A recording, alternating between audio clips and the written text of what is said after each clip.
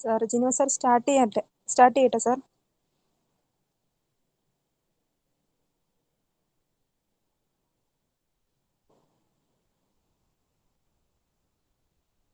Jino sir.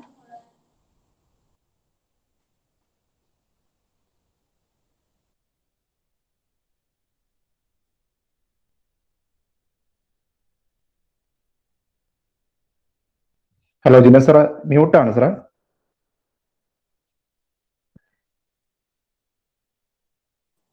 Am I audible? Yes, you are audible. Okay, sir, അപ്പോൾ നമുക്ക് start ചെയ്യാം. Jino sir, mute ആണ്.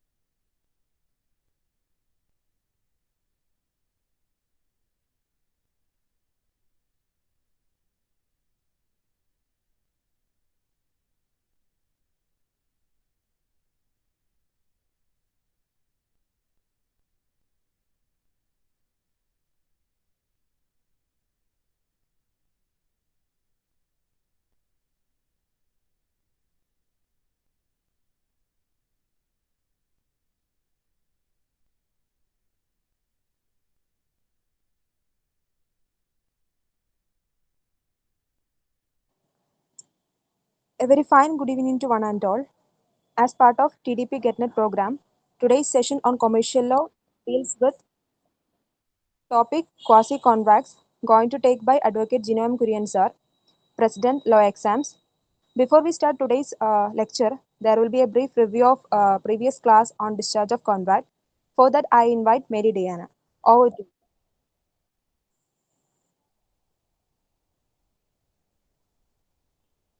Mary Diana. Thank you, Sri Lakshmi.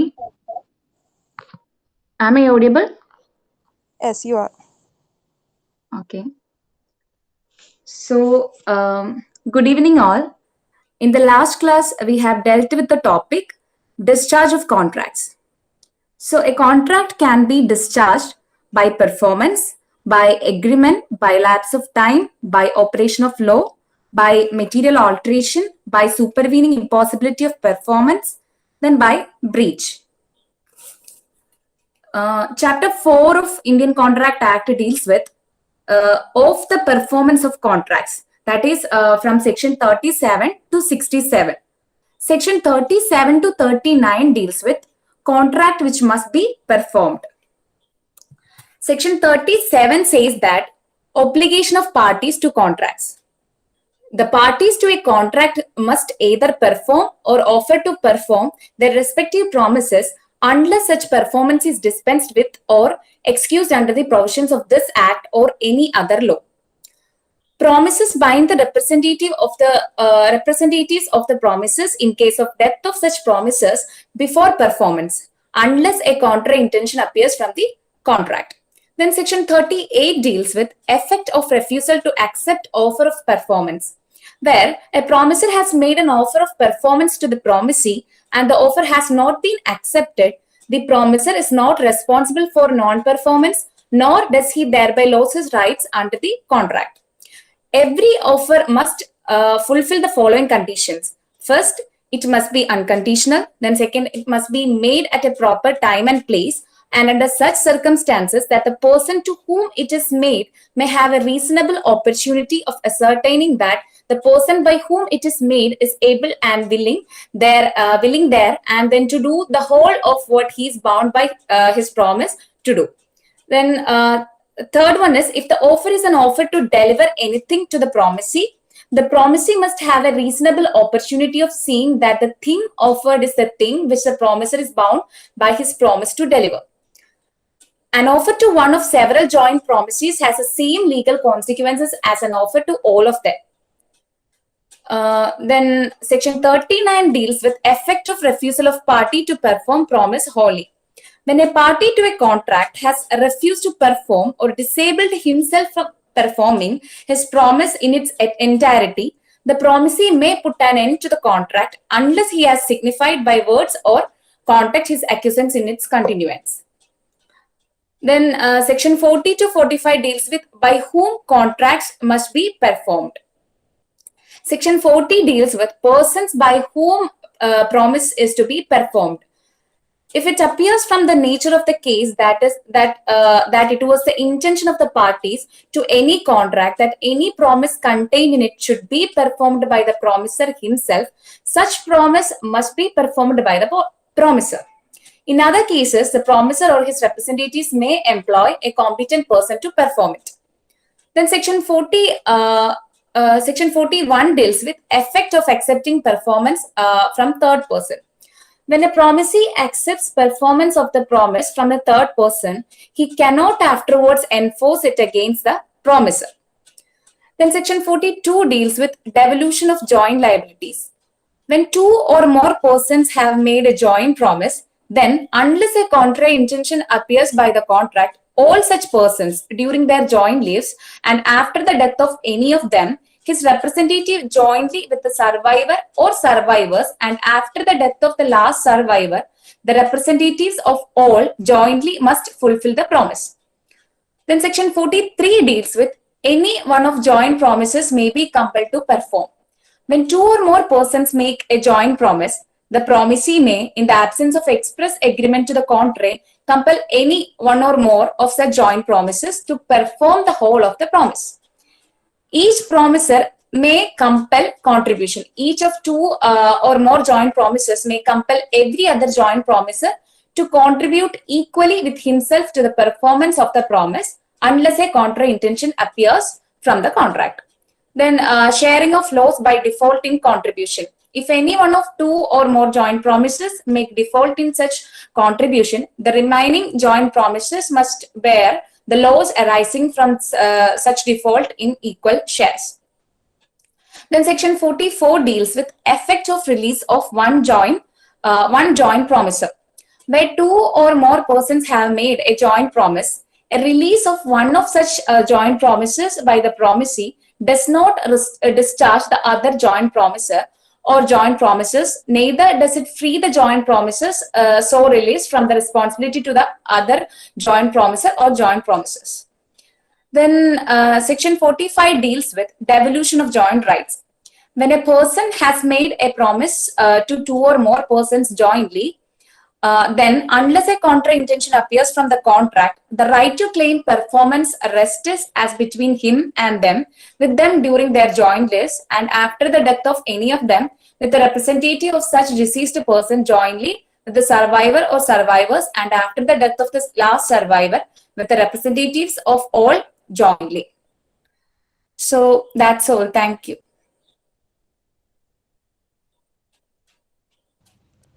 Thank you, Mary Diana. Now I hand over the session to Gino sir to deal with topic quasi-contracts. Welcome, sir.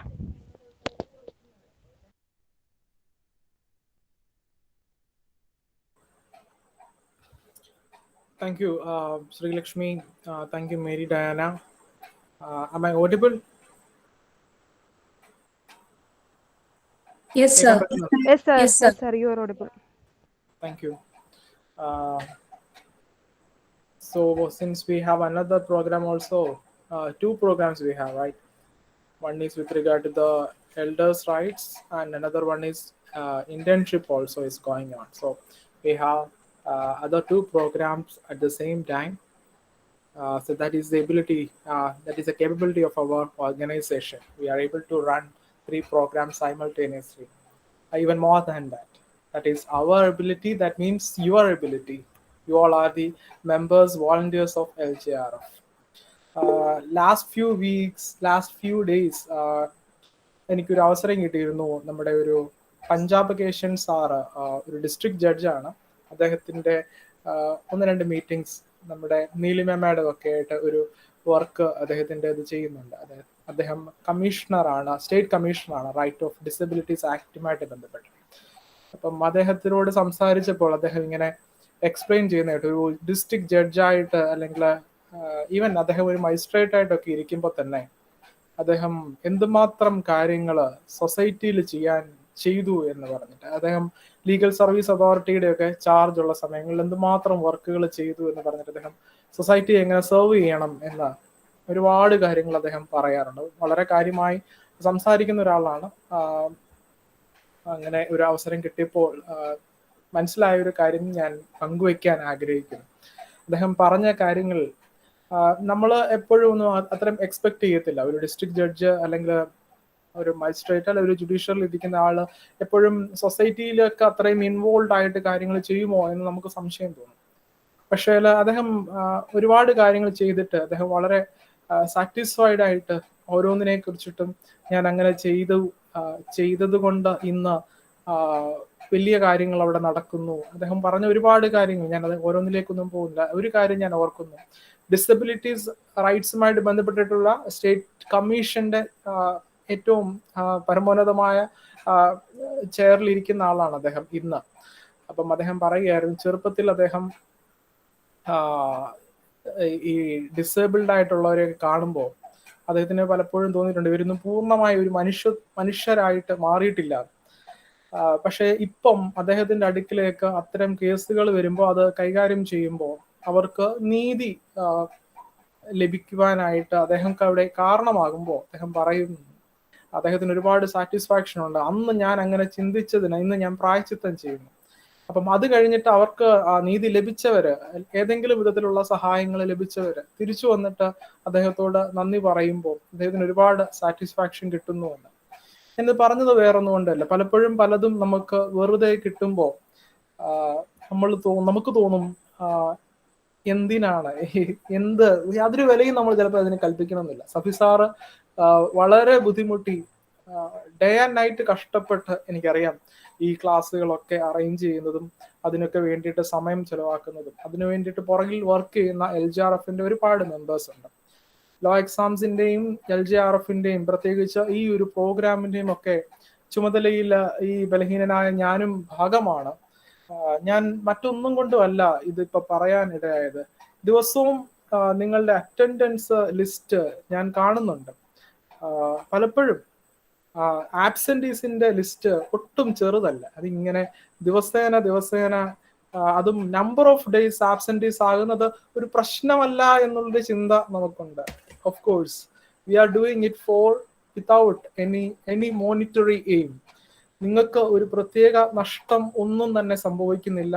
ഞങ്ങളെ സംബന്ധിച്ചോളം ഞങ്ങൾ ആരും തന്നെ ഏതെങ്കിലും ഒരു മോണിറ്ററി ബെനിഫിറ്റ് പ്രതീക്ഷിച്ചുകൊണ്ടല്ല ഇതിൽ work ചെയ്യുന്നത്. ഞാൻ പറഞ്ഞതിന്റെ കാര്യം, അതിലേക്ക് നിങ്ങൾക്ക് ദൈവം ഒരു അവസരം തരുമ്പോൾ അല്ലെങ്കിൽ നിങ്ങൾക്ക് ഒരു അവസരം ലഭിച്ചപ്പോൾ അതിനെ മാക്സിമം യൂസ് ചെയ്യാനായിട്ട് ശ്രമിക്കുക.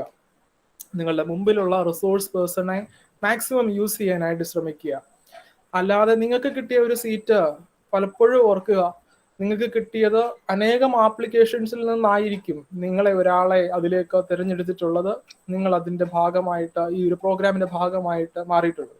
എത്ര ദിവസത്തെ മെനക്കേട് ഇതിന്റെയൊക്കെ പുറകിലുണ്ടായിരുന്നു എന്നുള്ളത് അതിനോട് ഒക്കെ ചേർന്ന് വർക്ക് ചെയ്തവരോട് ചോദിച്ചാൽ നിങ്ങൾക്ക് അറിയാൻ സാധിക്കും. ഞാൻ അതിന്റെ പാടും പ്രയാസവും പറയാൻ വേണ്ടിയിട്ടല്ല എന്ന് പറഞ്ഞു, ഞാൻ വീണ്ടും പറയുകയാണ്.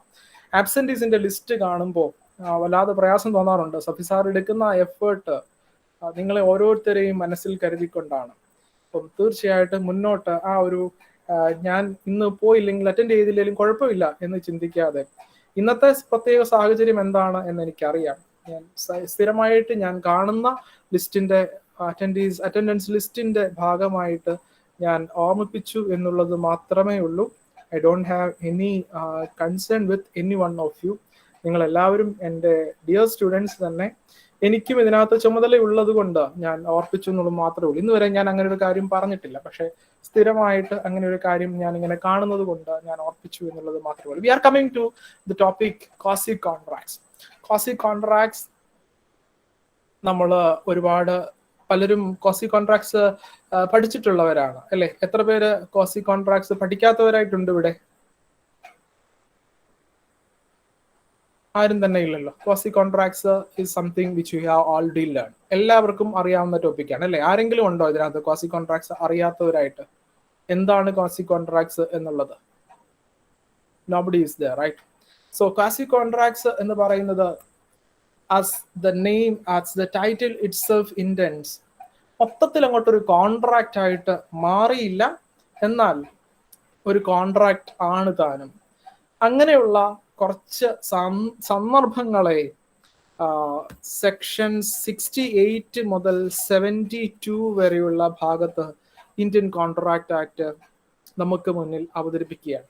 That is chapter 5 of Indian contract act. നമ്മൾ ഇന്ന് വരെ കംപ്ലീറ്റ് ചെയ്ത പോർഷൻസ് നമ്മൾ വളരെ ഗ്യാപ്പിന് ശേഷമാണ് വീണ്ടും കാണുന്നത്. ഇതിനിടയ്ക്ക് നമ്മൾ ചാപ്റ്റർ 1 to 4 നമ്മൾ കംപ്ലീറ്റ് ചെയ്തു. ഐ ഹോപ്പ് എല്ലാവരും മലയാളീസ് തന്നെയാണല്ലോ അല്ലേ? ഇതിനിടയ്ക്ക് ജോയിൻ ചെയ്തവരാരും മലയാളം അറിയാൻ വയ്യാത്തവരായിട്ട് ആരും ഇല്ലല്ലോ അല്ലേ?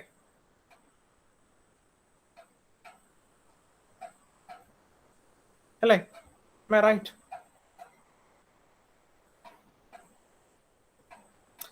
സെക്ഷൻ 68 മുതൽ 72 വരെയുള്ള ഭാഗം, സെക്ഷൻ 68 മുതൽ 72 വരെയുള്ള ഭാഗമാണ് ചാപ്റ്റർ 5. സോ ഇതിന്റെ ടൈറ്റിൽ എന്താണ്? Can anyone open your Bear Act and tell me what is the title of this chapter?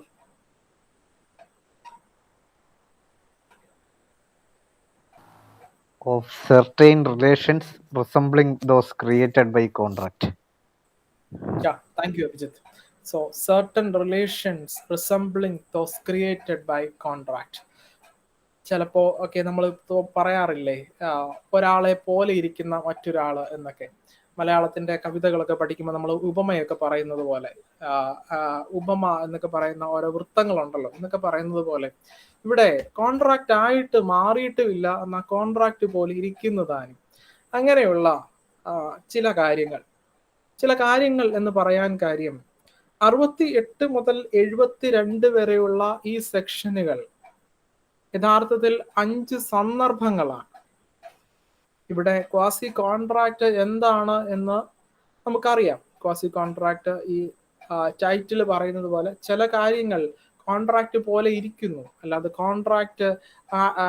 കോൺട്രാക്ടിന്റെ സാധാരണ രൂപമല്ല ഈ ഒരു കോൺട്രാക്റ്റിന് ഉള്ളത്.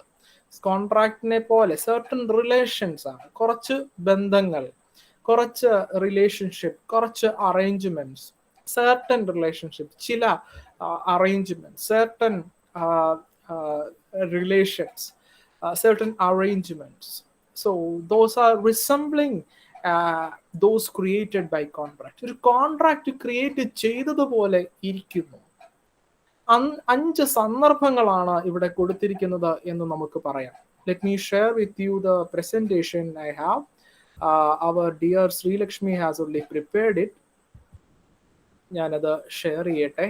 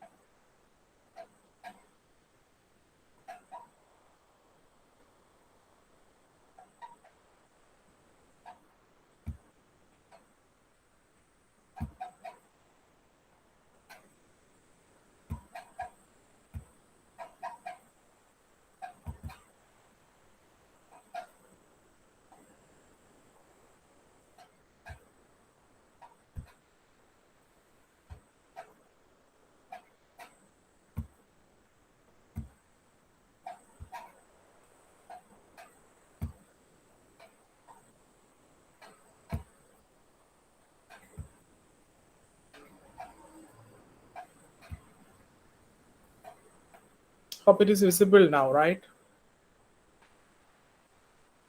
Yes, sir. So quasi contracts ആണ് നമുക്ക് ഇന്ന് ഡിസ്കസ് ചെയ്യാനുള്ളത്. സെക്ഷൻ 68 മുതൽ 72 വരെയുള്ള ഭാഗം ഓരോ ടൈറ്റിലൂടെയും പോയാൽ, അല്ലെങ്കിൽ ഈ സെക്ഷൻസ് 5 എണ്ണം എടുത്താൽ 5 സന്ദർഭങ്ങളാണ്. അത് 5 സന്ദർഭങ്ങളെന്ന് ഞാൻ പറഞ്ഞതല്ല. 1958 13th ലോ കമ്മീഷൻ റിപ്പോർട്ട് എടുത്തു വെച്ച് നോക്കുക. ലോ കമ്മീഷൻ റിപ്പോർട്ട് പറയുന്നത് ഇത് 5 സന്ദർഭങ്ങളാണ്. നിങ്ങൾ ഓൾറെഡി ക്വാസി കോൺട്രാക്ട്സ് പഠിച്ചിട്ടുള്ളവരായതുകൊണ്ട് ക്വാസി കോൺട്രാക്ട്സ് എന്താണ് എന്ന് പറഞ്ഞു തുടങ്ങണം എന്നില്ല, എനിക്ക് തോന്നുന്നില്ല. അതുകൊണ്ടാണ് ഞാൻ ഡയറക്ട്ലി ഇങ്ങനെയുള്ള കാര്യങ്ങളിലേക്ക് വരുന്നത്. ലോ കമ്മീഷൻ റിപ്പോർട്ട് പറയുന്നത് ഈ 5 സന്ദർഭങ്ങൾ മാത്രമല്ല ഇത്തരത്തിൽ നമുക്ക് ക്വാസി കോൺട്രാക്ട്സ് എന്ന് വിളിക്കാൻ കഴിയുന്നത്.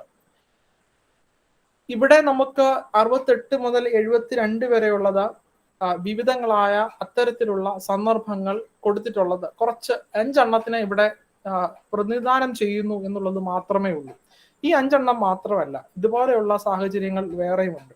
ലോ കമ്മീഷന്റെ റെക്കമെൻഡേഷൻ എന്ന് പറയുന്നത് 72A എന്ന് പറഞ്ഞിട്ട് ഒരു സെക്ഷനും കൂടെ ആഡ് ചെയ്തിട്ട് അവിടെ റെസിഡ്യുവൽസ് എന്ന് പറഞ്ഞിട്ട് ഇനിയും ഇതുപോലുള്ള സാഹചര്യങ്ങൾ ഉണ്ടാകാം, അവയെ കൂടി കൺസിഡർ ചെയ്യണം എന്ന് പറഞ്ഞതുകൊണ്ടാണ് ഈ ഒരു ചാപ്റ്റർ ഇവിടെ എടുത്തു വെച്ചിട്ടുണ്ട്. ഇത് UK ലോസിൽ ഇത് കേസ് ലോസ് ആയിട്ട് വന്നിരിക്കുന്ന ഒരു സംഗതിയാണ്. പക്ഷേ അവിടെ അവരുടെ സ്റ്റാറ്റ്യൂട്ടിന്റെ ഭാഗമല്ല ക്വാസി കോൺട്രാക്ട്സ് എന്ന് പറയുന്നത്. അങ്ങനെ ഇവോൾവ് ചെയ്തു വന്ന പ്രിൻസിപ്പിൾസിനെ നമ്മളെടുത്ത് നമ്മളുടെ ഡ്രാഫ്റ്റ് ഉണ്ടാക്കിയപ്പോൾ, അല്ലെങ്കിൽ അവർ നമുക്കൊരു ഡ്രാഫ്റ്റ് ഉണ്ടാക്കി എടുത്തു തന്നപ്പോൾ നമ്മൾ അതിനകത്ത് ഒരു ചാപ്റ്റർ ആയിട്ട്, 5ാമത്തെ ഒരു ചാപ്റ്റർ ആയിട്ട് ജനറൽ പ്രിൻസിപ്പിൾസിന്റെ ഒപ്പം ഇങ്ങനെ ഒരു ഭാഗം കൂടി ആഡ് ചെയ്തു. എന്നാൽ ഇത് നമുക്ക് ഒരിക്കലും പൂർണ്ണമായി എന്ന് പറയാൻ കഴിയില്ല. ഇവിടെ ഇനിയും സെക്ഷനുകൾ ആകാം, അല്ലെങ്കിൽ ഇത്തരത്തിലുള്ള സന്ദർഭങ്ങൾ ഇനിയും ആകാം. ക്വാസി കോൺട്രാക്ട്സ് എന്താണ് എന്ന് നിങ്ങൾക്ക് നന്നായി അറിയാം. നമുക്ക് ഓരോ സെക്ഷനുകളിലൂടെ പോകാം. അതിന്റെ ഒക്കെ റെലവൻസ് എന്താണ് എന്ന് നമുക്ക് കുറച്ചു നേരം ഡിസ്കസ് ചെയ്യാം. സോ ക്വാസി കോൺട്രാക്ട്സിന്റെ meaning, as like we can say simply, this is not a completely a contract, or we can say this is not created as like in the normal nature of a contract. It is created other ways. ഒരു implied contract അവിടെ create ചെയ്തു. നല്ല implied contract ഒരു നല്ല ഉദാഹരണമാണ് quasi contracts എന്ന് പറയുന്നത്. The core principles behind a quasi contracts are justice, equity and good conscience.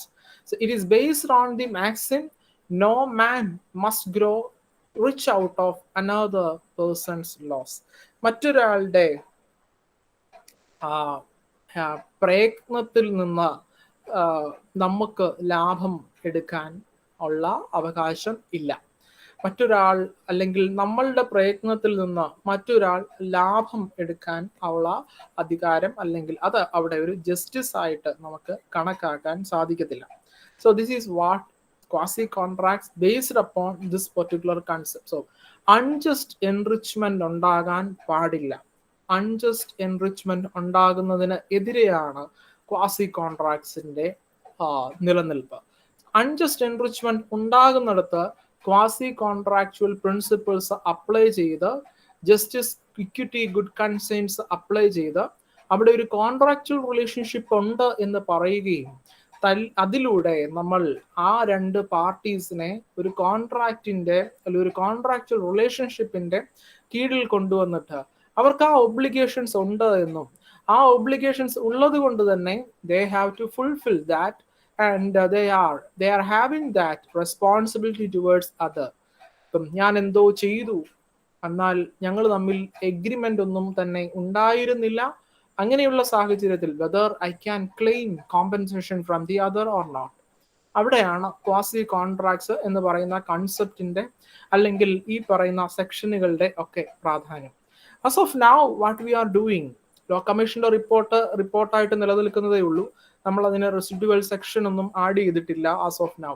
So quasi കോൺട്രാക്ട്സിന്റെ ഈ 5 സാഹചര്യങ്ങൾക്കുള്ളിൽ നമുക്ക് മുന്നിലുള്ള ക്വാസി കോൺട്രാക്ച്വൽ റിലേഷൻഷിപ്സിനെ നമുക്ക് ക്വാസി കോൺട്രാക്ട്സിന്റെ കീഴിൽ കൊണ്ടുവരേണ്ടുന്ന റിലേഷൻഷിപ്പിനെ ഈ പറയുന്ന 5 സാഹചര്യങ്ങളുടെ ഉള്ളിൽ വരുന്നതിനെ മാത്രമേ നമുക്ക് ഇന്ന് ക്വാസി കോൺട്രാക്ട്സ് എന്ന് പറയാൻ കഴിയുള്ളൂ.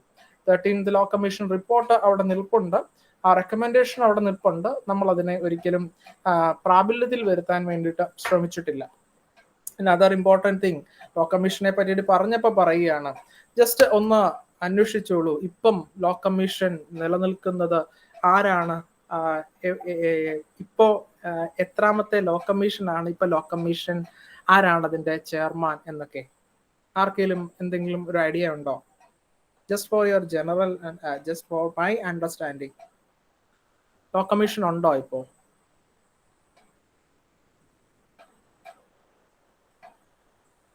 നമ്മുടെ സ്റ്റുഡൻസ് എല്ലാം സ്മാർട്ട് സ്റ്റുഡൻസ് അല്ലേ?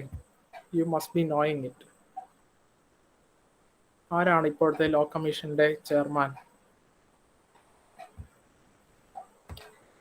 എനിക്ക് ഈ റീസെന്റ് മനസ്സിലാക്കാൻ സാധിച്ചത് എന്തെങ്കിലും ഉത്തരവുണ്ടോ? ഇല്ല, എന്തെങ്കിലും പറയൂ. ചൗഹാൻ എന്നാണ് സാർ കാണുന്നത്. എന്താണ്? ചൗഹാൻ, ചൗഹാൻ. ഏതെങ്കിലും വാല്യൂബിൾ സോഴ്സിൽ നിന്ന്, ഒരു അതോറിറ്റി സോഴ്സിൽ നിന്നാണെങ്കിൽ ഞാൻ അത് അംഗീകരിക്കാം. ഒരു 2 months ഞാൻ വായിച്ച ഒരു ആർട്ടിക്കിൾ പ്രകാരം ഇപ്പോൾ നമുക്ക് ലോ കമ്മീഷൻ ഒന്നും നിലനിൽക്കുന്നില്ല. നമ്മളൊരു 2018 ശേഷം നമ്മൾ ലോ കമ്മീഷനെ ഒന്നും അപ്പോയിന്റ് ചെയ്തിട്ടില്ലെന്നാണ് എനിക്ക് മനസ്സിലാക്കാൻ സാധിച്ചത്. If you are answering it from any reliable source, definitely I will accept it. Abhijith clear അല്ല. ഓക്കെ, അപ്പം ഇതാണ് എന്റെ മുന്നിലുള്ള ഉത്തരം. എന്തെങ്കിലും ഉണ്ടെങ്കിൽ ഡെഫിനറ്റ്ലി യു ക്യാൻ ഷെയർ. പറഞ്ഞു. Of course Praveena. 2015 to 18 വരെയാണ് PS ചൗഹാൻ. അതിനുശേഷം അപ്പോയിന്റ്മെന്റ് നടന്നിട്ടില്ല. അതെ, അതാണ്. എന്തുകൊണ്ട് നടന്നില്ല ആലോചിക്കൂ കൂട്ടുകാരെ, വിദ്യാർത്ഥികളെ, പ്രബുദ്ധ വിദ്യാർത്ഥി സമൂഹമേ, ഇന്ത്യയുടെ വരുംകാല നേതാക്കന്മാരെ, എന്തുകൊണ്ടാണ് നമുക്ക് ഒരു ലോ കമ്മീഷൻ ഇല്ലാത്തത്? ഓക്കെ, അതവിടെ ഇരിക്കട്ടെ. നമുക്ക് പറയാനുള്ളത് ക്വാസി കോൺട്രാക്ട്സ് ആണ്. സോ ചാപ്റ്റർ 5 ഞാൻ പറഞ്ഞു, അതാണ് quasi contracts. So certain transactions will appear to be contracts. In English law, such contracts are known by names quasi contracts or implied contracts or constructive contracts. Constructive contracts, അതായത് ഒരു constructive ആയിട്ട് അവിടെ ഒരു കോൺട്രാക്റ്റിനെ നമ്മൾ create ചെയ്തെടുക്കുകയാണ്. Meaning as if, അതുപോലെ ഉള്ള സംഗതി. No actual contract arising between the parties. അവിടെ ഒരു എക്സ്പ്രസ് കോൺട്രാക്ട് അവിടെ ഇല്ല, അതാണ് സംഭവം. പക്ഷേ നമുക്ക് കോൺട്രാക്ച്വൽ റിലേഷൻഷിപ്പ് നമ്മളവിടെ ആരോപിക്കുകയാണ്. അവിടെ ഒരു കോൺട്രാക്ച്വൽ റിലേഷൻഷിപ്പിനെ നമ്മൾ ആരോപിക്കുകയാണ്. സോ നമ്മൾ ഓരോ സെക്ഷനുകളിലേക്ക് മൂവ് ചെയ്താൽ, സോ ഇവിടുത്തെ പ്രധാനപ്പെട്ട ഒരു സംഗതി ഒന്ന്, നോ മീറ്റിംഗ് ഓഫ് മൈൻഡ്സ്. നമ്മൾ പ്രധാനമായിട്ടും കൺസെൻസസ് അഡ് ഐഡം എന്ന് പറയുന്ന ഒരു പ്രിൻസിപ്പിള് കോൺട്രാക്ട് ലോസിന്റെ ബേസിസ് ആയിട്ട്, കോൺട്രാക്ട്സിന്റെ ബേസിസ് ആയിട്ട് പഠിച്ചു. എവിടെയായിരുന്നു അത് പഠിച്ചത്? ഏത് സെക്ഷനിലായിരുന്നു പഠിച്ചത്?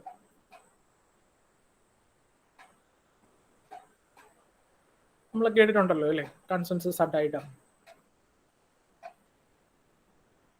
അല്ലയോ?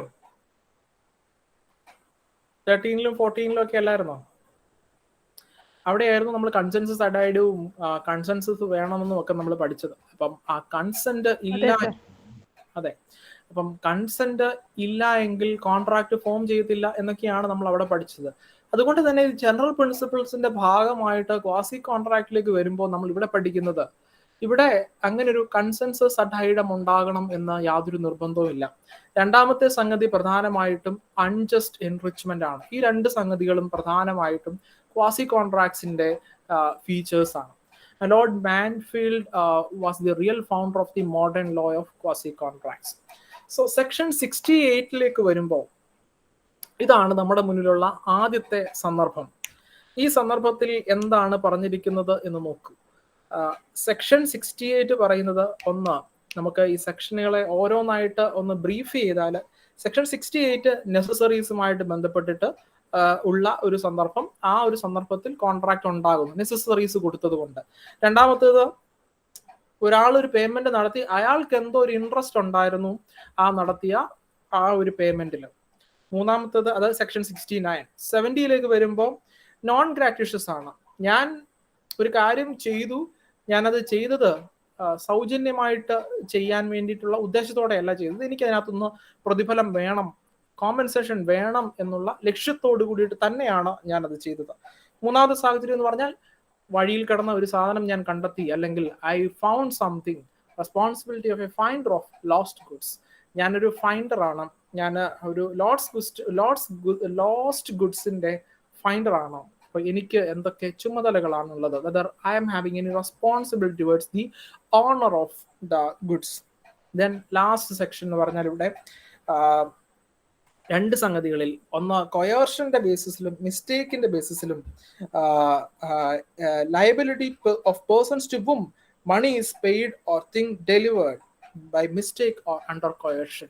ഒന്നുകിൽ കൊയേർഷൻ കൊണ്ട് അല്ലെങ്കിൽ മിസ്റ്റേക്ക് കൊണ്ട് മറ്റൊരാളിൽ എന്തോ ചിലത് എത്തിച്ചേർന്നിട്ടുണ്ട്. അത് എങ്ങനെ, whether he has any responsibility to give it back. അതാണ് അവിടെ അവസാനത്തെ സെക്ഷൻ ഉള്ളത്. ഇല്ല, ഞാൻ സ്ലൈഡ്സ് ചേഞ്ച് ചെയ്തില്ല, ഞാനൊന്ന് ബ്രീഫ് ചെയ്തു എന്നുള്ളത് മാത്രമേ ഉള്ളൂ. Thank you Sreelakshmi. സോ നമ്മൾ സെക്ഷൻ 68 വരുമ്പോൾ, സെക്ഷൻ 68 നെസസിറ്റീസുമായിട്ട് ബന്ധപ്പെട്ടിട്ടുള്ളതാണ്. സെക്ഷൻ 68 ആരെങ്കിലും ഒന്ന് വായിക്കുമോ? സെക്ഷൻ 68ന്റെ ടൈറ്റിൽ എന്താണ്, സെക്ഷൻ എന്താണ്?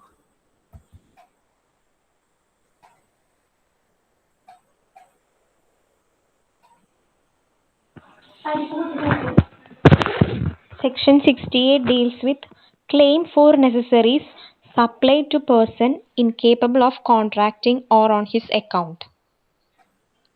If a person incapable of entering into a contract or anyone whom he is legally bound to support is supplied by another person with the necessaries suited to his condition in life, the person who has furnished such supplies is entitled to be reimbursed from the property of such incapable person.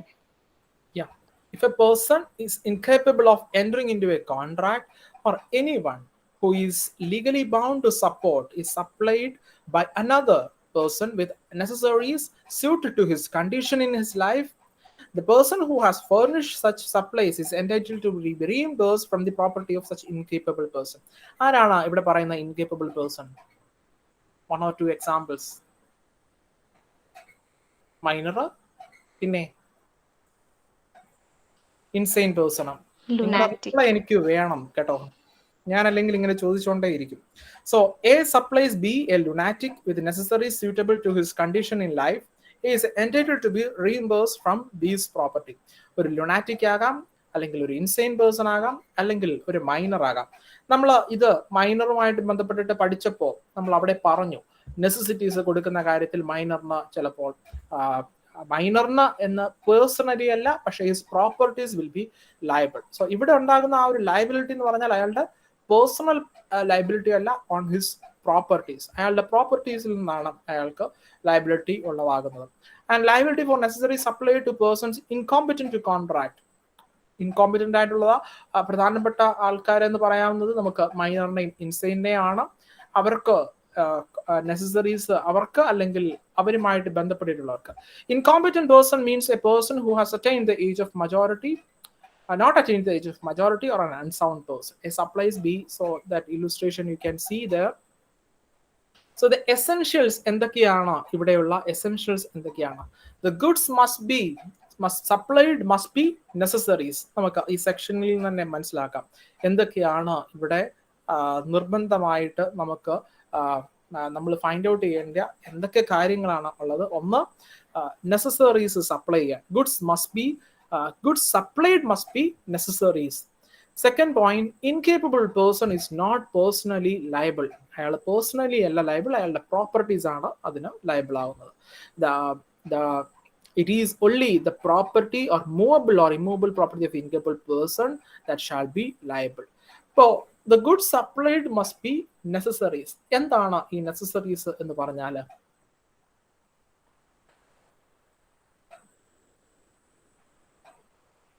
Food, clothing, അങ്ങനെ. Clothing. പിന്നെ വേറെ എന്തിനെയൊക്കെ നമുക്ക് necessaries എന്ന് പറയാം? Shelter. Okay. Food, cloth, shelter. അയാളുടെ Education. ഭാര്യയ്ക്ക് എന്തെങ്കിലും സഹായം ചെയ്യുന്നത് ഒരാൾ, അയാൾ ഇൻസെയിൻ ആണ്, അയാളുടെ ഭാര്യയ്ക്ക് എന്തെങ്കിലും സഹായം ചെയ്യുന്നത് നെസസറി ആണോ?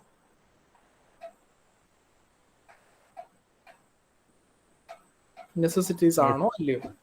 Yes. ഇവിടെ നിന്ന് നമുക്ക് മനസ്സിലാക്കാൻ പറ്റും. So, if a person incapable of entering into a contract or anyone who is legally bound to support, if a person incapable of entering into a contract or anyone whom he is legally bound to support, അപ്പം അത് അയാളുടെ wife ആകാം, അല്ലെങ്കിൽ അയാളുടെ children ആകാം, ഒരു ആള്, അയാളുടെ ഒരു മൈനർ, അയാളുടെ മൈനറിന്റെ പേരൻസ് they passed away, അവരുടെ ഒരു പ്രോപ്പർ ഒരു ഡീസന്റ് ക്രിമേഷന് വേണ്ടിയിട്ട് എക്സ്പെൻസ് ഉണ്ടെങ്കിൽ whether minors properties are liable if somebody else is helping him, ആ എക്സ്പെൻസ് ബെയർ ചെയ്യുന്ന മറ്റൊരാൾ, അയാൾക്ക് ക്ലെയിം ചെയ്യാൻ കഴിയുമോ മൈനറിന്റെ പ്രോപ്പർട്ടിന്ന്? അത് ഒരു ബറിയൽ, ഡീസന്റ് ബറിയൽ കൊടുക്കാൻ വേണ്ടിയിട്ട്, മൈനറിന്റെ പേരൻസിന് ഡീസന്റ് ബറിയൽ കൊടുക്കാൻ വേണ്ടിയിട്ട് മൈനറിനെ സഹായിക്കുന്ന വ്യക്തിക്ക് അയാൾക്ക് ക്ലെയിം ചെയ്യാൻ കഴിയും? No. My question is whether this is necessity. That is necessity. അയാളുടെ പേരൻസിന്, ഒരു മൈനറിന് അയാളുടെ പേരൻസിന്, അയാളുടെ പേരൻസിന്റെ because it was such a situation, his parents passed away. അപ്പം അവരുടെ പേരൻസിന് ഒരു ഡീസന്റ് ബറിയൽ കൊടുക്കാൻ വേണ്ടിയിട്ട് ഉള്ള എക്സ്പെൻസ് എന്ന് പറയുന്നത് it is necessity. And there are lot of other situations. അവിടെ ചില സാഹചര്യങ്ങൾ നമുക്ക് അതിനകത്ത് എക്സെപ്ഷൻസ് ആയിട്ട് മാറ്റേണ്ടതായിട്ടുണ്ട്. ഫോർ എക്സാമ്പിൾ, എനിക്ക് ദീപാവലി വരുന്നു, ദീപാവലിക്ക് ഞാനൊരു മൈനറാണ്, എനിക്ക് ദീപാവലിക്ക് പടക്കം പൊട്ടിക്കണം, ഇതിനു വേണ്ടിയിട്ട് എനിക്ക് ഒരാൾ സഹായം ചെയ്യുന്നു. whether this is a necessity or not? No. ഫെസ്റ്റിവലിന് വേണ്ടിയിട്ട്, ഞാൻ സെലിബ്രേഷന് വേണ്ടിയിട്ട് ഒക്കെ പോകുന്നതിനെ നമുക്ക് ഒരിക്കലും ഒരു നെസസിറ്റി ആയിട്ട് കണക്കാക്കാൻ പറ്റില്ല. But this is depending upon facts and circumstances. അവിടെ എങ്ങനെയാണ് ആ ഫാക്ട്സ് നമുക്ക് എങ്ങനെ എത്രമാത്രം നമുക്ക് തന്നെ ജസ്റ്റിഫൈ ചെയ്യാൻ കഴിയും, അതിനെ ആശ്രയിച്ച് ഇരിക്കുന്ന ഒരു സംഗതിയാണ് ഈ നെസസിറ്റി എന്ന് പറയുന്നത്. But still there are certain things we call as necessities and other things we are not considering as necessities. ഇവിടെ നമുക്ക് വളരെ ഫേമസ് ആയിട്ടുള്ള കേസ് ഉണ്ട്, Nash versus Inman. Nash versus ഇൻമാന്റെ കേസ് നിങ്ങൾക്ക് നന്നായിട്ട് അറിയാവുന്നതാണ്. An undergraduate in the Cambridge University was supplied with proper cloth according to his position. അതായത് അവര് ചില യൂണിവേഴ്സിറ്റികളിൽ പഠിക്കുമ്പോൾ അവർക്ക് അവരുടേതായ ഒരു അറ്റയർ വേണം അവിടെ പോകാൻ വേണ്ടിയിട്ട്. അപ്പം അത് സൂട്ടും ഒക്കെ ഇട്ടിട്ട് പോകണം. അപ്പം നമുക്ക് മനസ്സിലാക്കാം, അയാൾ ഒരു ടൈലറിനെ സമീപിച്ചു. ഈ ടൈലർ വിചാരിച്ചത് ഇവന് മാക്സിമം ബെനിഫിറ്റ് ഉണ്ടാക്കാം, ഇവൻ ഇത് നെസസിറ്റീസ് ആണ് എന്ന് പറഞ്ഞു കൊടുത്തിട്ട് എന്ന് കരുതി. അവന് മൈനർ ആണ്, അല്ലെങ്കിൽ അവന് ഒരു കോൺട്രാക്ട് എൻ്റർ ചെയ്യാനുള്ള കഴിവില്ല എന്നുള്ളത് അയാൾക്ക് മനസ്സിലാക്കിക്കൊണ്ട് തന്നെ അയാൾ മാക്സിമം അങ്ങോട്ട് എക്സ്പ്ലോർട്ട് ചെയ്യാമെന്ന് വിചാരിച്ചു. പക്ഷെ കോർട്ട് അത് പറഞ്ഞു, ഇല്ല, അയാൾക്ക് നെസസിറ്റീസ് ആണെന്ന് നമുക്ക് പറയാൻ കഴിയില്ല. 11 ക്ലോത്ത്സ് ആണ്, ഫാൻസി കോട്ട്സ് ആണ് വാട്ട് ഹി മെയ്ഡ്. അതുകൊണ്ട് തന്നെ അതിനൊരു നെസസിറ്റി ആണെന്ന് പറയാൻ കഴിയില്ല. നാഷ് വേഴ്സസ് ഇൻമാൻ എന്ന് പറയുന്നത് വളരെ ഒരു ഫേമസ് ആയിട്ടുള്ളൊരു കേസാണ്. ഈ നെസസിറ്റീസ് എന്ന് പറയുന്ന സംഗതി ധാരാളമായിട്ട് പഠിക്കാനുള്ള ഒരു വിഷയമാണ്. നന്നായിട്ട് വായിക്കുക ആ ഒരു ഭാഗവുമായിട്ട് ബന്ധപ്പെട്ട്. What does it mean by necessity എന്ന് പറയുന്നത്, നെസസിറ്റി എന്താണ് എന്നുള്ളത് വളരെ നമുക്ക് ഡീറ്റെയിൽഡ് ആയിട്ട് പഠിക്കേണ്ട ഒരു ഭാഗമാണ്. ചില സാഹചര്യങ്ങളിൽ നെസസിറ്റീസ് നമ്മൾ എല്ലായ്പ്പോഴും കാണുന്നത് പോലെ നെസസിറ്റീസ് ആണെന്ന് പറയാൻ കഴിയില്ല, ചിലപ്പോൾ ആണെന്ന് പറയാൻ കഴിയും. അങ്ങനെ മാറിയും മറിഞ്ഞും ഒക്കെ വരുന്ന ഒരുപാട് കേസ് ലോസ് ഉണ്ട്. സെക്ഷൻ 69 നമ്മൾ പോകുമ്പോൾ, സെക്ഷൻ 69 പ്രത്യേകത ആരെങ്കിലും സെക്ഷൻ 69 ഒന്ന് വായിക്കൂ.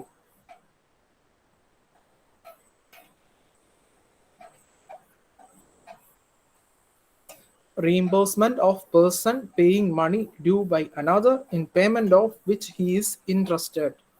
So reimbursement of person paying money due by another in payment of which he is interested.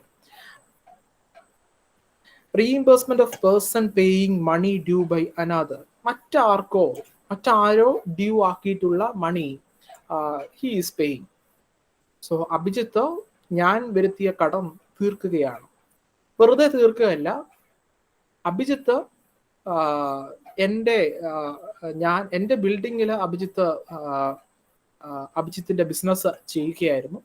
അങ്ങനെയുള്ളൊരു സാഹചര്യത്തിൽ ഞാൻ കടം വാങ്ങിയ ആള്, ഞാൻ ആരിൽ നിന്നാണോ വാങ്ങിയത്, അദ്ദേഹം വന്നിട്ട് ആ കടയൊക്കെ ഒഴിപ്പിച്ച് അദ്ദേഹത്തിന് ഇത് വേണം എന്ന് പറഞ്ഞിട്ട് ക്ലെയിം ചെയ്ത് വരികയായിരുന്നു. അപ്പോൾ അഭിജിത്ത് പറയുകയാണ്, ഇല്ല ചേട്ടാ, ഞാൻ ഇത് സെറ്റിൽ ചെയ്യാം, ഇങ്ങനെയാണ്, ഇങ്ങനെ കടങ്ങളൊക്കെ വാങ്ങിച്ചു വെക്കും, അതൊന്നും തീർക്കാറില്ല, സോ എനിക്കിവിടെ ബിസിനസ് ചെയ്തേ പറ്റുള്ളൂ, അതുകൊണ്ട് ഞാൻ നിങ്ങളുടെ കടം തീർക്കാം. So this is a situation where he has some interest in that property. അതാണ് ഇവിടുത്തെ വളരെ ഇമ്പോർട്ടൻ്റ് ആയിട്ടുള്ളൊരു കാര്യം. വെറുതെ അങ്ങോട്ട് ചെയ്യുമല്ല. So he has some interest in that. ഇപ്പൊ വെറുതെ വഴിയെ പോയ ഒരാള് ഒരു സഹായം ചെയ്യുന്നതല്ല ഇവിടെ സംഭവിക്കുന്നത്. But he has some interest. അഭിജിത്തും ഞാനും തമ്മിൽ യാതൊരു ബന്ധവും ഇല്ലെങ്കിൽ അഭിജിത്ത് എനിക്ക് ചെയ്ത സഹായത്തിനെ നമുക്ക് ഒരിക്കലും, ഞാൻ തീർക്കാനുണ്ടായിരുന്ന കടം തീർക്കാൻ വേണ്ടിയിട്ട് അഭിജിത്ത് ഇടപെട്ടുവെങ്കിൽ നമുക്കതിനെ സെക്ഷൻ 769 പെർവ്യൂവിൽ കൊണ്ടുവരാൻ കഴിയില്ല. But here you can see this is under a particular situation where he has some interest in that property. വായിക്കാൻ ആരും റെഡിയല്ല അല്ലേ? Section 69. Yes, sir. Yes, sir. Yes, G's, what is your name actually? Gila CG. I didn't get it anyway. You can read it. A person.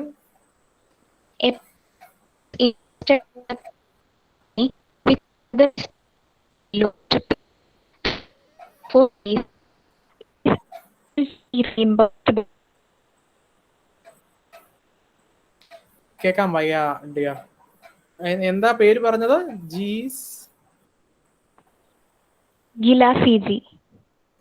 ഗിലാസേത്തി. ഞങ്ങൾക്ക് കേൾക്കാൻ കഴിഞ്ഞില്ല വായിച്ചത്. Others കേൾക്കാൻ കഴിഞ്ഞ ആർക്കെങ്കിലും? So I will read. A person who is interested in the payment of money which another is bound by law to pay and who therefore pays it is entitled to be reimbursed by the other. Gilasiti, can you read that illustration? Illustration ആണ് നല്ലൊരു explanation ഇവിടെ. Yes, sir. B holds land in Bengal on a lease granted by A, the Zamindar. The revenue payable by A to the government being in arrear, his land is advertised for sale by the government. Under the revenue law, the consequence of such sale will be annulment of B's lease. B, to prevent the sale and the consequent annulment of his own lease, pays the government the sum due from A. A is bound to make good to B the amount so paid. Yeah. So ഇവിടെ ഞാൻ പറഞ്ഞതുപോലെ ഒരു സന്ദർഭം where B holds land in Bengal on lease granted by A, the Zamindar. So B hold ചെയ്യുന്നു, lease എടുത്തത് ആരിൽ നിന്ന്? എയിൽ നിന്ന്. And the revenue payable by A to the government being in arrear. So A ഗവൺമെന്റിന് കൊടുക്കാനുണ്ടായിരുന്ന പൈസ arrear വരുത്തി, അത് പേ ചെയ്തില്ല. So land is now advertised for sale by the government. So government ഈ പർട്ടിക്കുലർ പ്ലോട്ട് വിൽക്കാൻ പോവുകയാണ്. So under the revenue law, the consequence of such sale will be the annulment of B's lease. അപ്പം sale നടന്നാൽ എന്ത് സംഭവിക്കും? ആ lease annulment ആയി പോകും, ഓണർഷിപ്പ് കംപ്ലീറ്റ്ലി മാറും. So B, to prevent the sale, B ആ സെയിൽ നടക്കാതിരിക്കാൻ വേണ്ടിയിട്ട് consequent of annulment of his own lease pays to the government the sum due from A. ആ പേയ്മെന്റ് എത്രയാണോ നടത്തേണ്ടിരുന്നത് അതങ്ങ് ബി അതങ്ങ് പേ ചെയ്യുകയാണ്. So A is bound to make good to B the amounts of pay. അപ്പം അങ്ങനെ വന്നു കഴിഞ്ഞാൽ ബിക്ക് അത് എത്ര രൂപയായിരുന്നോ അത് പേ ചെയ്യാനുള്ള റെസ്പോൺസിബിലിറ്റി എക്ക് ഉണ്ട്. അതാണ്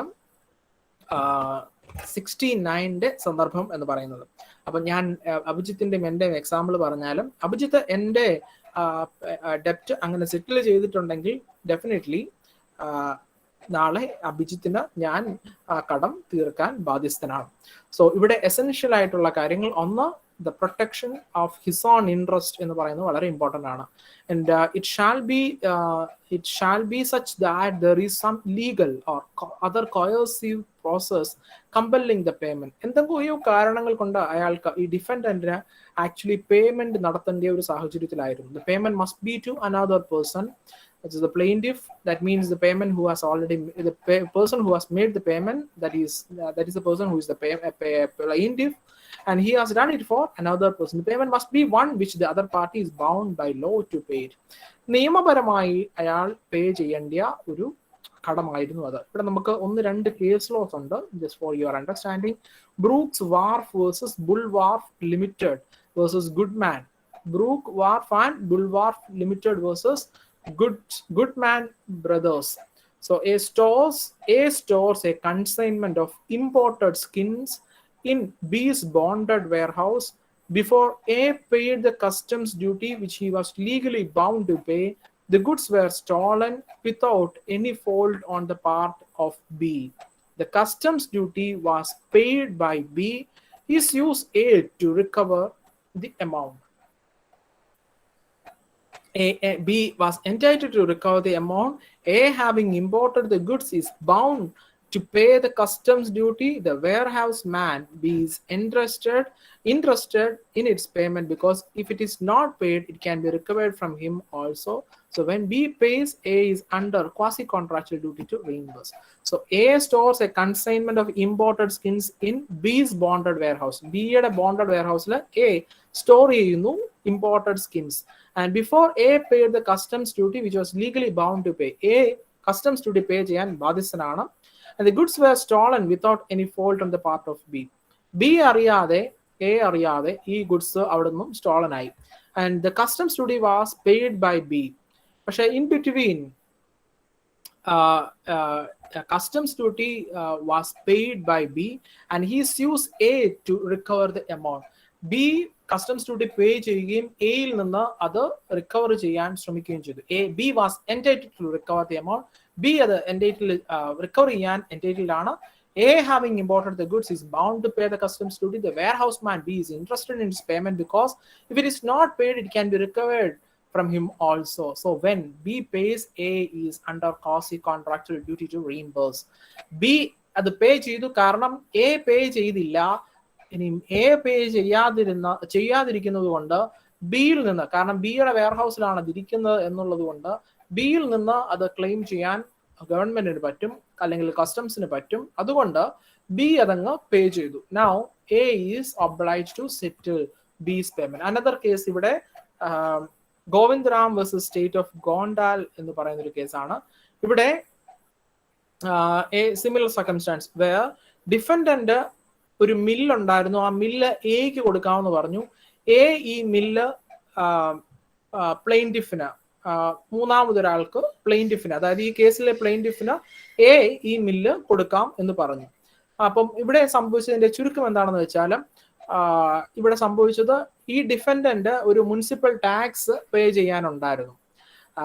എ ഇതിന്റെ ഇടയ്ക്ക് ഉള്ള ഒരാളാണ്. ഫോർ എക്സാമ്പിൾ, ഞാൻ അഭിജിത്തിന്റെ പ്രോപ്പർട്ടി അഭിജിത്ത് എനിക്ക് തരാമെന്ന് പറഞ്ഞു, അല്ലെങ്കിൽ ഇത് എന്റെ പ്രോപ്പർട്ടി ഞാൻ അഭിജിത്തിന് കൊടുക്കാമെന്ന് പറഞ്ഞു. ഫർദർ അഭിജിത്ത് ഇത് നമ്മുടെ ഗിലാസയത്തിന് കൊടുക്കാമെന്ന് പറഞ്ഞു. അങ്ങനെയായിരുന്നു സാഹചര്യം എന്ന് വിചാരിച്ചോ. അപ്പം ഇവിടെ എന്താ സംഭവിച്ചതെന്ന് വെച്ചാൽ, ഞാൻ ഈ പ്രോപ്പർട്ടി ഓൺ ചെയ്യുന്നതുകൊണ്ട് ഞാൻ മുനിസിപ്പൽ ടാക്സ് പേ ചെയ്യണമായിരുന്നു, ഞാനത് ചെയ്യാതെ ഇരിക്കുകയാണ്. അപ്പോ ഈ നമ്മുടെ ഗിലാസയത്ത് നേരിട്ട് പോയി ഈ പേയ്മെന്റ് അങ്ങ് നടത്തുക. ഗിലാസയത്തും അഭിജിത്തുമായിട്ടാണ് ഒരു അറേഞ്ച്മെന്റ് ഉള്ളത്, ഈ മില്ല് വാങ്ങിച്ചോളാമെന്ന്. ഞാനും അഭിജിത്തുമായിട്ടുമാണ് അറേഞ്ച്മെന്റ് ഉള്ളത്. അപ്പം ആക്ച്വലി ഗിലാസയത്തിന് ഒരു ഇൻട്രസ്റ്റ് അവിടെ ഉണ്ടായിട്ടില്ല. ഇൻട്രസ്റ്റ് ഉണ്ടായിരുന്നെങ്കിൽ നമുക്ക് സെക്ഷൻ 69 പെർവ്യൂവിൽ കൊണ്ടുവരാമായിരുന്നു, പക്ഷേ അല്ലെങ്കിൽ കൊണ്ടുവരാൻ സാധിക്കത്തില്ല. സോ ദാറ്റ് ഈസ് വാട്ട് ഇവിടെ സംഭവിക്കുന്നത്, അതാണ് ആ ഒരു കേസിൽ. Then സെക്ഷൻ 70യിലേക്ക് വരുമ്പോൾ obligation of persons enjoying benefit of non-gratuitous act. Non-gratuitous ആക്ടും ഗ്രാറ്റുഷ്യസ് ആക്ടും ഉണ്ടാകാം. നമ്മൾ ത്രൂ ഔട്ട് കോൺട്രാക്റ്റിൽ ഡിസ്കസ് ചെയ്യുന്ന രണ്ട് ടേംസ് ആണ് ഗ്രാറ്റുഷ്യസ് ആക്ടും നോൺ ഗ്രാറ്റുഷ്യസ് ആക്ടും. ഗ്രാറ്റുഷ്യസ് ആക്ട് എന്ന് പറഞ്ഞാൽ സൗജന്യമായിട്ട് നമ്മൾ ചെയ്തു കൊടുക്കുന്നു. നോൺ ഗ്രാറ്റുഷ്യസ് എന്ന് പറഞ്ഞാൽ നമ്മൾ ഒരു പ്രതിഫല എച്ചയോട് കൂടിയിട്ട് ചെയ്യുന്ന ഒരു കാര്യം. അപ്പൊ ഇവിടെ ക്വാസി കോൺട്രാക്ട്സിന്റെ സെക്ഷൻ 70 പറയുന്നത് നമ്മൾ എന്തോ ചിലത് ചെയ്തു, നമ്മൾ എന്തോ കാര്യം ചെയ്തു, അത് നമ്മൾ ലാഭം എക്സ്പെക്ട് ചെയ്തുകൊണ്ടാണ് നമ്മൾ അത് ചെയ്തത്. നമ്മൾ വെറുതെ കൊണ്ട് ചാരിറ്റി ചെയ്തത് അല്ല. അതാണ് ഇവിടെ നോൺ ഗ്രാറ്റുഷ്യസ് ആക്ട് കൊണ്ട് ഉദ്ദേശിക്കുന്നത്. So obligation of person enjoying benefit of non-gratuitous act, where a person lawfully does anything for another person or delivers anything to him, not intending to do so gratuitously, and such other person enjoys the benefit thereof, the latter is bound to make compensation to the former in respect of or to restore the things so done or delivered. So എന്തെങ്കിലും കൊടുക്കുകയോ എന്തെങ്കിലും കൊടുക്കുകയോ എന്തെങ്കിലും delivery ചെയ്യുകയോ എന്തെങ്കിലും ചെയ്യുകയോ എന്തെങ്കിലും അവിടെ ഒരു കോൺട്രാക്ട് അല്ലെങ്കിൽ എന്തെങ്കിലും ഒരു സംഗതി അദ്ദേഹം അവിടെ ചെയ്തിട്ടുണ്ടെങ്കിൽ where he is expecting something from the opposite party, then definitely he is entitled to get that. So ഇവിടെ രണ്ട് ഇല്ലുസ്ട്രേഷൻസ് ഉണ്ട്. ആ ഇല്ലുസ്ട്രേഷൻസ് നോടിപ്പോയ ആരെങ്കിലും? Who will be going? Vilaseth, did you try? Can you try? Sir. A tradesman leaves goods at B's house by mistake. B treats the goods as his own. He is bound to pay A for them. Yeah. And by mistake A Bക്ക് ബിയുടെ ഹൗസിൽ ബിയുടെ വീട്ടിൽ കൊണ്ടുപോയി goods delivery ചെയ്തു. So B അതിനെ എൻ്റെ goods എന്ന് പറഞ്ഞ് ട്രീറ്റ് ചെയ്യാൻ തുടങ്ങി. So he is bound to pay എക്ക് അതിന്റെ പേയ്മെന്റ് കൊടുക്കാനുള്ള ഉത്തരവാദിത്വം ബിക്ക് ഉണ്ട്.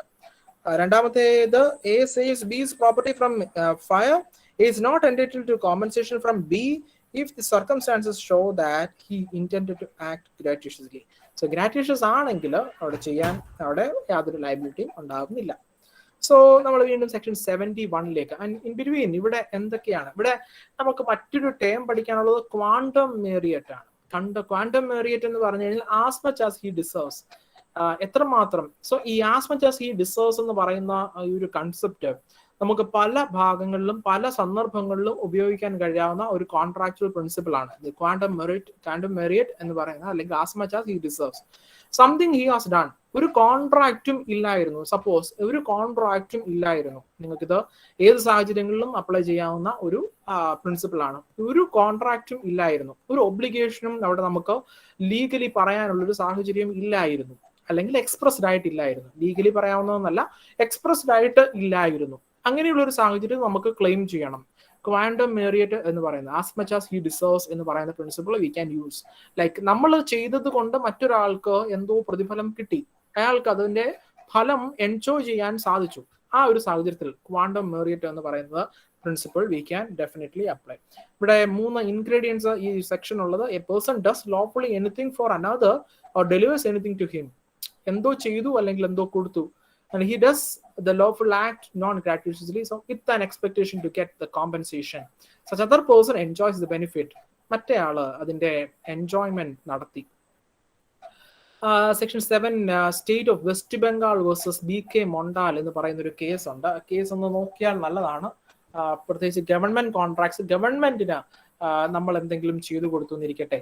അതായത് നമ്മളൊരു ബിൽഡിംഗ് കൺസ്ട്രക്ട് ചെയ്തു, പറഞ്ഞിരുന്ന കൺസ്ട്രക്ഷന്റെ വർക്കിനേക്കാളും കൂടുതൽ ചെയ്തിട്ട് ഗവൺമെന്റിന് അതുകൊണ്ട് പ്രയോജനം ഉണ്ടായി. Whether government is liable under section 70 എന്നുള്ളതായിരുന്നു ഇതിനകത്തെ ക്വസ്റ്റ്യൻ. അവിടെ ഗവൺമെന്റ് ലയബിൾ ആണ്, ഗവൺമെന്റിനും ലയബിലിറ്റി ഉണ്ടാകാം. That the government is the state government is outside the purview of section 70. So we do not think that it would be possible to accept the very borrowed argument that the government the state government is outside the purview of section 70. Section 70യുടെ പർവ്യൂവിൽ വരുന്നില്ല എന്നുള്ള argument accept ചെയ്യാൻ സാധിക്കില്ല എന്നുള്ളതാണ് court ഈ ഒരു സെക്ഷനിൽ പറഞ്ഞത്, ഈ ഒരു കേസിൽ പറഞ്ഞത്. സെക്ഷൻ 71ലേക്ക് വരുമ്പോൾ finder of lost goods. Finder of lost goods കാണുന്ന മറ്റ് 2 സെക്ഷൻസ് സ്പെസിഫിക് എക്സ്പ്രസ്ഡ് ആയിട്ട് കാണുന്നത് ഏതൊക്കെയാണോ? കോൺട്രാക്ട് പഠിച്ച LLM പഠിക്കുന്ന അല്ലെങ്കിൽ മജിസ്ട്രേറ്റ് ടെസ്റ്റിന് പ്രിപ്പയർ ചെയ്യുന്ന ഒക്കെ സ്റ്റുഡൻസ് ആണ് നിങ്ങൾ. നിങ്ങൾ ആരും ആദ്യമായിട്ട് കോൺട്രാക്ട് പഠിക്കുന്നവരല്ല. 168 പിന്നെ 168 169 rights of finder of lost goods പറയുന്നുണ്ട്. ഇവിടെ പറയുന്നത് റെസ്പോൺസിബിലിറ്റി ആണ്. അപ്പൊ അതിനെ നമുക്ക് ബെയിലിയുടെ റെസ്പോൺസിബിലിറ്റീസുമായിട്ട് ബെയിലിയുടെ റെസ്പോൺസിബിലിറ്റീസുമായിട്ട് അല്ലെങ്കിൽ ഡ്യൂട്ടീസുമായിട്ട് റിലേറ്റ് ചെയ്യാം. സോ ഇവിടെ ഒരു ഫൈൻഡർ ഓഫ് ലോസ്റ്റ് ഗുഡ്സ്, ഒരാള് ഒരു സാധനം എവിടെ നിന്നെങ്കിലും കളഞ്ഞു കിട്ടിയാൽ ആ കളഞ്ഞു കിട്ടിയ ആള് ഒരു ബെയിലി ആയിട്ടും അതിന്റെ ഉടമസ്ഥൻ ആരായിരുന്നു അയാൾ ഒരു ബെയിലർ ആയിട്ടും കൺസിഡർ ചെയ്ത് അവിടെ ഒരു കോൺട്രാക്ട് ഓഫ് ബെയിൽമെന്റ്, ഒരു ഇംപ്ലൈഡ് കോൺട്രാക്ട് ഓഫ് ബെയിൽമെന്റ് അവിടെ ഉണ്ടാകുന്നു. അപ്പൊ അങ്ങനെയൊരു സാഹചര്യത്തിൽ എന്തെല്ലാം റെസ്പോൺസിബിലിറ്റീസ് ആണ് he will be having? Duty to take reasonable care of goods. Reasonable care of goods, ആ ഗുഡ്സിന്റെ റീസണബിൾ കെയർ എന്താണോ, ഇപ്പൊ ഒരു പട്ടിക്കുട്ടിയാണ് കിട്ടുന്നെങ്കിൽ ആ പട്ടിക്കുട്ടിയുടെ റീസണബിൾ കെയർ അയാൾ ചെയ്യണം. Then he has the duty to return it, അയാൾക്ക് അതിനെ തിരിച്ചു കൊടുക്കാനുള്ള ചുമതലയുണ്ട്. To make proper use of the goods found. So അത് പ്രോപ്പറായിട്ട് മെയിൻറ്റെയിൻ ചെയ്ത് തിരികെ കൊടുക്കാനുള്ള ഉത്തരവാദിത്തം അയാൾക്കുണ്ട്. ദെൻ ഒരു ബെയിലിയുമായിട്ട് ബന്ധപ്പെട്ട് ബെയിലിക്ക് വേറെ അനേകം ഡ്യൂട്ടീസ് ഉണ്ട്. അതിനെ കീപ്പ് ചെയ്യുക, അതിന് എക്സ്ട്രാ എന്തെങ്കിലും ഇൻക്രീസ് ഉണ്ടായാൽ അത് ചെയ്യുക, അത് തിരികെ കൊടുക്കുക, എല്ലാ റെസ്പോൺസിബിലിറ്റി അത് എന്തൊക്കെയാണോ അതെല്ലാം തന്നെ ചെയ്യാം. ദെൻ ഫർദർ ബെയിലിക്ക് കുറേയേറെ റൈറ്റ്സ് ഉണ്ട്. ആ റൈറ്റ്സിൽ ഉൾക്കൊള്ളുന്ന അതോടുകൂടി അതുപോലെ തന്നെ സെക്ഷൻ 168 169 പറയുന്ന ബാക്കിയുള്ള റൈറ്റ്സും, ഫൈൻഡർ ഓഫ് ലോസ്റ്റ് ഗുഡ്സിന്റെ ബാക്കിയുള്ള റൈറ്റ്സും ഫൈൻഡർ ക്യാൻ ക്ലെയിം. അതൊക്കെയാണ് സെക്ഷൻ 168 170 169 പറയുന്നത്. ബെയിലിക്ക് വേണമെങ്കിൽ അത് വിൽക്കാം, അല്ലെങ്കിൽ ഫൈൻഡറിന് അത് വേണമെങ്കിൽ വിൽക്കാം. ഏതൊക്കെ സാഹചര്യങ്ങളിൽ ആ ഒരു ഗുഡ്സ് എങ്ങനെയുള്ള എന്തുമാത്രം വാല്യൂ ഉള്ള ഗുഡ്സ് ആണ്, വെദർ ഇത് ഈസ് പെറിഷബിൾ അല്ലെങ്കിൽ അങ്ങനെ പെറിഷബിൾ ആണെങ്കിൽ അല്ലെങ്കിൽ അത് കീപ്പ് ചെയ്യുന്നതുകൊണ്ട് അതിന്റെ 2/3 വാല്യൂവിനേക്കാൾ കൂടുതൽ ചെലവ് നമുക്ക് വരുന്നെങ്കിൽ, ഇങ്ങനെയുള്ള സാഹചര്യങ്ങളെല്ലാം അതിന് വിൽക്കാനുള്ള അത് വിൽക്കാൻ പറ്റുന്നൊരു പ്രോപ്പർട്ടി ആണെങ്കിൽ അത് വിൽക്കാനുള്ള പ്രൊവിഷനും ഫൈൻഡറിന് വരുന്നുണ്ട്. അതെല്ലാം റൈറ്റ്സ് ഓഫ് ഫൈൻഡർ ആണ്. ഇവിടെ സെക്ഷൻ 71 നമ്മുടെ മുമ്പിൽ പ്രതിപാദിക്കുന്നത് റെസ്പോൺസിബിലിറ്റീസ് ഓഫ് ഫൈൻഡർ ആണ്. അവിടെ സെക്ഷൻസ് നമ്മൾ 148 മുതൽ പറയുന്ന ബെയിൽമെന്റിന്റെ up to 181 where in between pledge is also coming. So in between ആ ഒരു സെക്ഷനുകളിൽ എവിടെ പറയുന്ന ബെയിലിയുടെ റെസ്പോൺസിബിലിറ്റീസ് എല്ലാം തന്നെ ഒരു ഫൈൻഡറിനും ഉണ്ടാകും. അത്രമാത്രം. അതാണ് സെക്ഷൻ 71 പറയുന്നത്. ഇനി നമ്മൾ സെക്ഷൻ 72ലേക്ക് വരുന്നു. Section 72 liability of person to whom money is paid or thing delivered by mistake or under coercion. So by mistake കൊണ്ട്, by under coercion കൊണ്ട്. So under mistake and coercion നമ്മൾ എവിടെയൊക്കെ പഠിച്ചിട്ടുണ്ട് നേരത്തെ?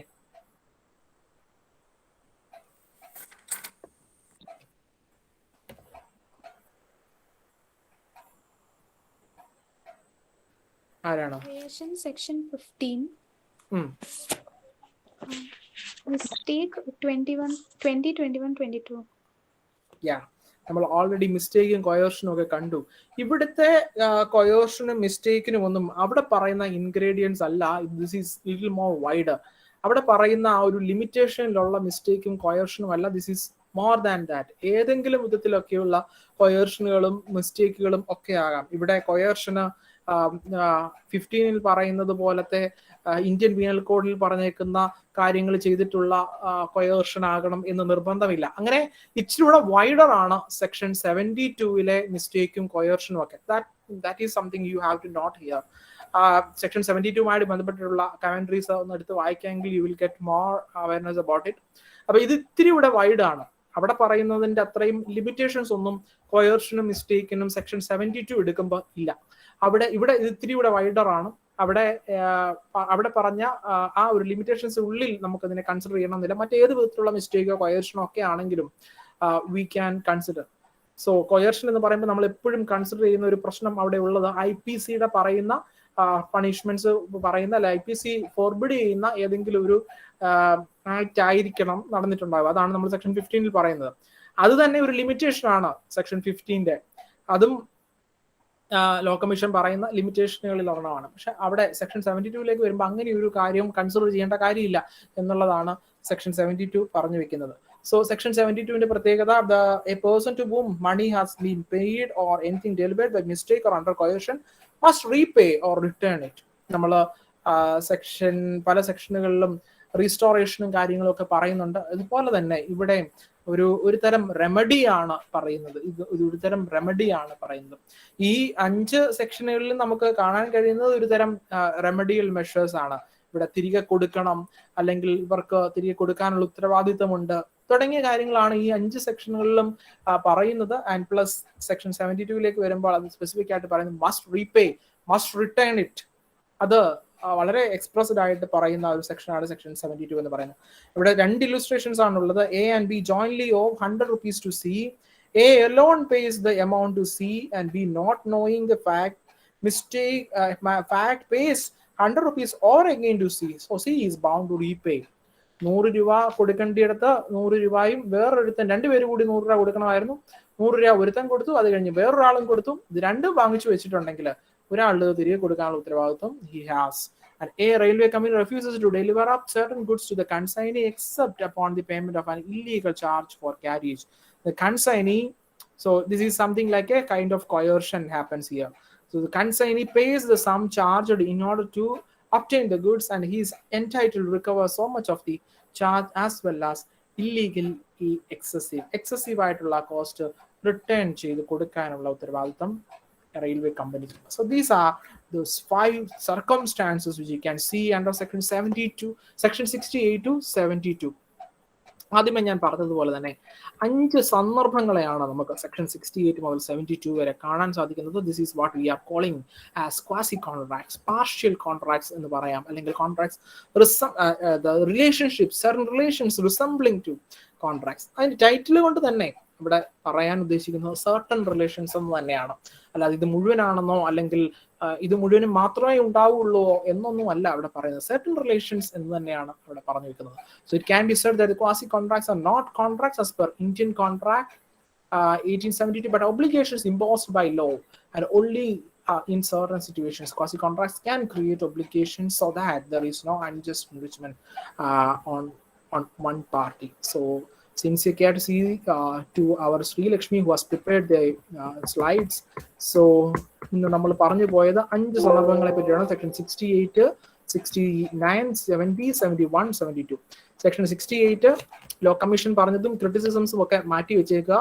ഇവിടെ എന്താണോ ലോയിലുള്ളത് അത് മാത്രം മനസ്സിലേക്ക് എടുക്കുക. ബാക്കിയുള്ളതൊക്കെ എന്താണ് നമ്മൾ പറഞ്ഞു പോയ കഥകൾ മാത്രമാണെന്ന് ചിന്തിക്കുക. സെക്ഷൻ 68 നെസസിറ്റീസ്, ക്വാസി കോൺട്രാക്ട്സ് എന്ന് പറഞ്ഞാൽ ഈ 5 സന്ദർഭങ്ങളാണ് നമുക്ക് മുമ്പിൽ ലോ അവതരിപ്പിച്ചിട്ടുള്ളത്. അത് മാത്രം മനസ്സിലാക്കി വെക്കുക. ബാക്കിയുള്ളതൊക്കെ just sake of saying that's all what we can think. And section 68 necessities, section 69 interest was there. One of the parties who has paid, he was having some interest in that property, in that payment. Section 70, what is it? Section 70, where a non-gratuitous act and he is expecting something from the other. Section 71, finder of lost goods. Section 72, mistake or coercion. That's all is what quasi contracts. Any doubts, anything if you want to discuss, we can discuss. Otherwise, we will conclude. Thank you. Thank you sir. പാർട്ടിസിപ്പൻസിന് എന്തെങ്കിലും doubts ഉണ്ടെങ്കിൽ സാറിനോട് ചോദിക്കുന്നതാണ്.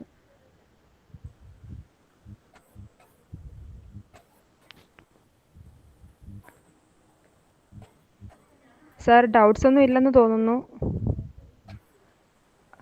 So now thank you Gino sir for such a knowledgeable session, and thank you all for the kind cooperation.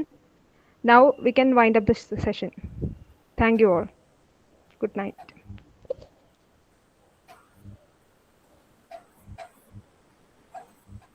Thank you, sir. Thank you everyone. Thank you. Thank you, sir.